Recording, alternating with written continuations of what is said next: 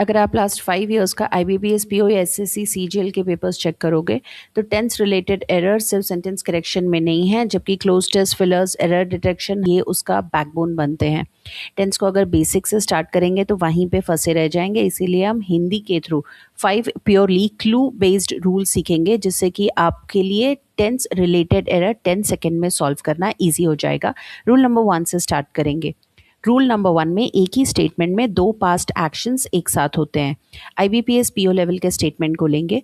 By the time the regulatory team arrived the fraudulent manager escaped with the funds. अब अगर आप इसे ऊपर से देखोगे तो ऐसा दिखाई देता है कि स्टेटमेंट में दोनों ही एक्शंस पास्ट टेंस में है। तो अगर सिंपल पास्ट टेंस लगा है तो ठीक ही है, ये तो नेचुरल है, इसमें क्या प्रॉब्लम है। बिल्कुल यही इसकी प्रॉब्लम है कि इंग्लिश में ना ग्रामर में जो पहले पास्ट हुआ उसको जानने की बहुत ज़रूरत होती है, उसे VIP ट्रीटमेंट देते हैं। सिंपल ट्रिक ये है कि जब भी एक लाइन में दो पास्ट के एक्शंस हुए हों तो वो एक्शन जो पहले हुआ है, सबसे पहले हुआ है, उसे पास्ट परफेक्ट टेंस लगाएंगे, वहां पर हैड लग जाएगा, VIP ट्रीटमेंट मिलेगी। और जो उसके बाद हुआ होगा उसको एवाई वाली ट्रीटमेंट मिलेगी, सिंपल पास्ट टेंस लगेगा। ठीक है, एक एग्जाम्पल से समझो। The train had left before I reach the station. ये ग्रामेटिकली करेक्ट स्टेटमेंट है, मेरे पहुंचने से पहले ही ट्रेन जा चुकी थी।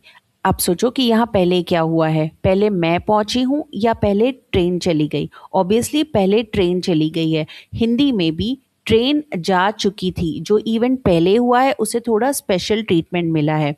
देखो टेंस कैसे पहचानते हैं, इस टेबल को आप ध्यान से देखो, इसका स्क्रीनशॉट ले लो, आपको डिस्क्रिप्शन में या फिर पिन कमेंट में डेफिनेटली मिल जाएगा। रिसेंटली आप जब भी टेंस रिलेटेड कोई क्वेश्चन सॉल्व करो तो बार बार इसे देखना। इसे देखने से ना मैथ के टेबल की तरह ये आपको ऑटोमेटिकली याद हो जाएगा और इससे टेंसेस रिकॉल करना बहुत ईजी हो जाता है। बाय द वे, हम अपने स्टेटमेंट पे आते हैं। यहाँ पे भी दो इवेंट हुए हैं, रेगुलेटरी टीम पहुंची है और हमारे फ्रॉड वाले मैनेजर फंड लेकर भाग गए। सबसे पहले क्या हुआ, सबसे पहले मैनेजर भाग गए। आप अगर इसे ट्रांसलेट करो तो भी जब तक रेगुलेटरी टीम पहुंची तब तक धोखेबाज मैनेजर फंड लेकर भाग चुका था।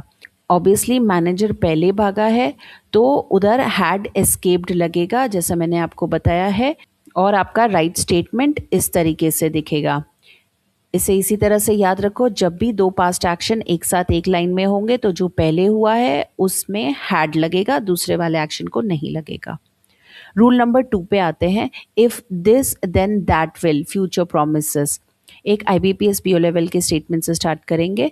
If the reserve bank of India will lower the repo rate, commercial banks will reduce their lending rates. हल्के हल्के में ट्रांसलेट करेंगे, RBI करेगा तो होगा। दोनों भी वर्ब आपको फ्यूचर टेंस में दिख रहे हैं, तो प्रॉब्लम कहाँ है, बिल्कुल यही प्रॉब्लम है कि जब भी कंडीशन लगता है तो कंडीशन जहां भी जिस स्टेटमेंट के पार्ट में कंडीशन लगा हो, जैसे कि वर्ड्स दिखेंगे if, when, before, after, as soon as, until, unless, तो वो सिंपल प्रेजेंट टेंस होगा, वहां पे विल नहीं लगेगा।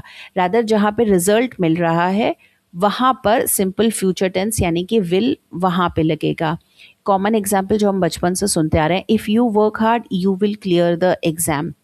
इफ यू वर्क हार्ड हमारा नॉर्मल कंडीशन यहाँ लगा है, इफ है तो ये simple present tense, you will clear the exam simple future tense.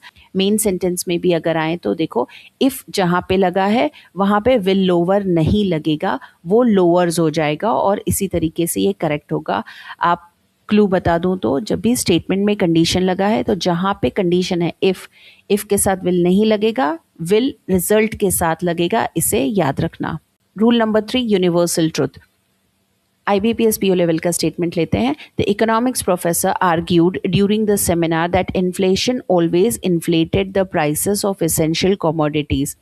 Okay, अब आप इसे अगर देखोगे तो सोचोगे okay, main verb argued past tense, बाकी स्टेटमेंट भी तो पास्ट टेंस में है, प्रॉब्लम क्या है, इन्फ्लेशन ऑलवेज इन्फ्लेटेड करेक्ट ही है, क्या प्रॉब्लम है। बिल्कुल यही इसकी प्रॉब्लम है। इकोनॉमिक्स की एक यूनिवर्सल रियलिटी है कि इन्फ्लेशन हमेशा प्राइसेस को बढ़ाता है, जब भी इन्फ्लेशन होगा प्राइस बढ़ेगा।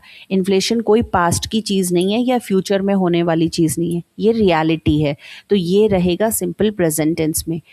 जब भी कोई साइंटिफिक फैक्ट होता है या यूनिवर्सल ट्रुथ होता है तो वो हमेशा सिंपल प्रेजेंट टेंस में रहेगा। जैसे 10 साल पहले भी my teacher said that sun rises in the east, और 10 साल के बाद भी he will be saying that sun rises in the east only. Timeline कुछ भी हो, sun rises in the east इसी तरीके से रहेगा, क्योंकि ये यूनिवर्सल स्टेटमेंट है। अब यही रूल अगर हम हमारे स्टेटमेंट पे भी लगा दे तो इकोनॉमिक्स प्रोफेसर ने दावे से कहा सेमिनार में कि इन्फ्लेशन से एसेंशियल कमोडिटीज़ की कीमतें बढ़ जाती हैं।